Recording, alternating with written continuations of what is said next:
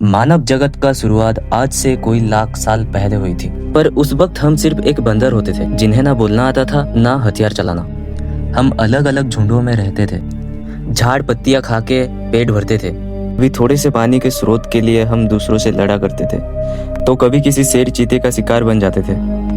उस वक्त बाकी जानवरों की तरह इंसानों की सोच समझ परख एक ही जगह तक ही सीमित थी, सिर्फ सर्वाइवल।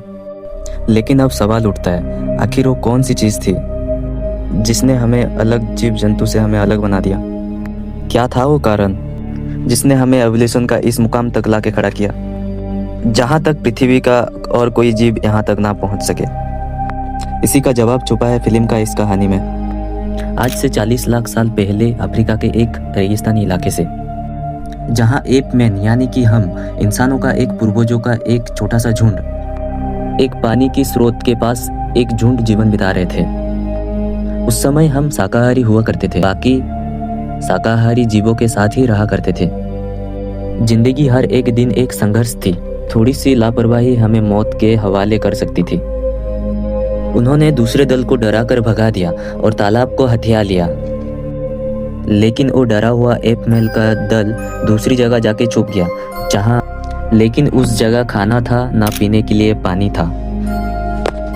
कुछ दिन तो यूं ही बीते, लेकिन एक सुबह नींद से जागे तब सब तरफ चीख पुकार मच गई और उनके सामने थी एक अजीब सी काली एक मोनोलिथ, जो बिना किसी आहट के अचानक से प्रकट हो गया था।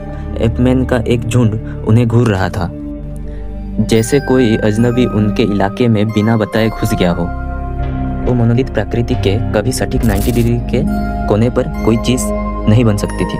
धीरे धीरे हिम्मत जुटाते हुए एप उसके करीब गए और उसको छूने लगे, लेकिन वही मोनोलिथ जमा हुआ था। उसी दिन से एप्स के सोच समझ व्यवहार में चेंज हो गया। एक बंदर जो शाकाहारी था, वो एक हड्डी ली और घुमा के हड्डी के ऊपर मारा, वो चकनाचूर हो गया और एप्स ने एक जानवर को भी मार डाला और हड्डियों को चूर चूर कर दिया। यही वो पल था जो इंसानों ने पहली बार किसी चीज को मारा था और उन्होंने शिकार करना और मांस खाना सीख लिया था। एप्स जब तालाब में गए तब देखे कि दूसरा दल वहां पे उसको हथियार रखा था, तो उनमें घमासान युद्ध हुआ और एक एप्स ने वो हड्डी में एक को मार डाला। यही था इंसानों का एक पहला सबूत, जो मोनोलिथ के बाद शुरू हुआ था। उस मोनोलिथ में कोई जादुई शक्ति था जो इंसानों को सोचने में और समझने में हेल्प करता था, और आज वो इस मुकाम पे पहुंच चुका है कि वो समंदर के गहराइयों से अंतरिक्ष में पहुंच चुके हैं। अब कहानी पहुंच चुकी है भविष्य की उस दौर में जहां पे इंसानों ने चांद पे बेस बना लिया है। अंतरिक्ष में एक विशाल स्पेस स्टेशन है, जिसके जरिए रिसर्चर्स साइंटिस्ट यहाँ पे आते जाते रहते हैं। उसी तरह American scientist doctor Hibbert Floyd एक खास मिशन में आए हुए थे। मून पे जाने वाली फ्लाइट अभी थोड़ा बाकी था, इसीलिए फ्लॉयड स्पेस स्टेशन के रेस्टोरेंट की तरफ जा रहे थे। इसी दौरान उनके एक पुराने दोस्त एलिना से मुलाकात हुई और वो वहाँ पे बात करने लगे। एलिना कुछ रशियन साइंटिस्ट के साथ बैठी हुई थी। उन्हीं में एक साइंटिस्ट था सामिस्लो, जो एक उड़ती उड़ती अफवाह के बारे में सुना था। उसे पता चला कि अमेरिका की बेस में किसी तरह का वायरस आ चुका है। उन्हें शक था कि ये किसी दूसरे ग्रह से आया होगा। इस पर फ्लॉयड बस मुस्कुरा दिया और बोला कि मेरा फ्लाइट का टाइम हो चुका है, मैं जा रहा हूँ। दरअसल फ्लॉयड जानबूझकर इन सवालों से भाग रहा था। दरअसल अमेरिकन साइंटिस्टों को जमीन के नीचे कुछ मिला था। अमेरिकन उसको खुफिया रखना चाहते थे, इसीलिए वो लोग किसी को बता नहीं रहे थे, छुपा के रखे थे। फ्लॉयड पहली बार उस चीज को देखने वाला था, इसीलिए वो स्पेस स्टेशन में उस साइड के पास चले गए। फिर वहां पे टीम के साथ उतर गए। तभी उनको एक हैरान करने वाला चीज दिखा, जो एक था मोनोलिथ। वही जो 40 लाख साल पुराना मोनोलिथ हमने देखा था।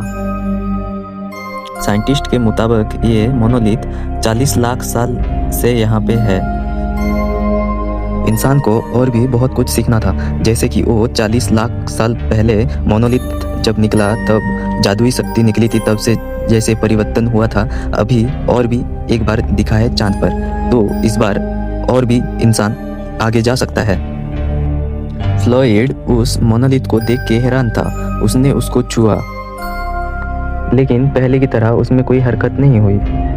हालांकि फ्लॉयड समझ चुका था मोनोलिथ किसी बुद्धिमान उन्नत सभा का था, जिसे उन्होंने जानबूझकर उसको छोड़ दिया था। ये मानव जगत की एक ऐतिहासिक लम्हा में से एक था, इसीलिए वो फोटो ले रहे थे। और जैसे ही उन्होंने फोटो लिया, वहाँ पे एक अजीब सीन हुआ। तेज आवाज़ गूंजने लगी, कान के पर्दे फाड़ देने वाली आवाज़ थी। वो आवाज़ वो मोनोलिथ से ही आ रही थी। शायद यही संकेत था एवोल्यूशन को आगे बढ़ने का। इसी के साथ कहानी 18 महीने आगे बढ़ गई। गहरी अंतरिक्ष में एक विशाल स्पेसशिप अंधकार को चीरती हुई आगे बढ़ रही थी। मंजिल थी जुपिटर ग्रह। इस स्पेसशिप में कुल 6 जन सवार थे। उनमें से 2 जन जगे हुए थे। एक था डेविड और एक फ्रैंक जो कि खा रहा था। बाकी 3 साइंटिस्ट को डीप में सुलाया गया था। लेकिन डिस्कवरी 1 में जो था वो कोई इंसान नहीं था, वो एक कंप्यूटर था जिसका नाम था HAL 9000। सबसे एडवांस AI फीचर था जिसमें कभी कोई गलत डिसीजन ले ही नहीं सकता था। HAL 9000 और डिस्कवरी 1 में कि इस बात का सबूत थे। इंसान की बुद्धि, उसकी चेतना अब और ज़्यादा विकसित हो चुका है। इंसान डिस्कवरी के चरम सीमा में आ चुका है। स्पेसशिप HAL के अंडर था। शिप की दिशा, शिप की रफ्तार सब HAL के अंडर था। हर चीज़ HAL की निगरानी में थी। जहाँ पर भी स्पेसशिप में गड़बड़ी होती, तब डेविड और ड्रैंक को नियंत्रित करता था। आप लोगों को मेरी मूवी एक्सप्लेनेशन अच्छा लगा हो तो लाइक करना, सब्सक्राइब करना और पार्ट 2 के लिए कमेंट करना। और ऐसे ही बढ़िया वीडियो देखने के लिए लाइक कर ही देना, ठीक है। और गाइस, मूवी एक्सप्लेन पहली बार कर रहा हूँ, कैसा है थोड़ा बोलना, ठीक है।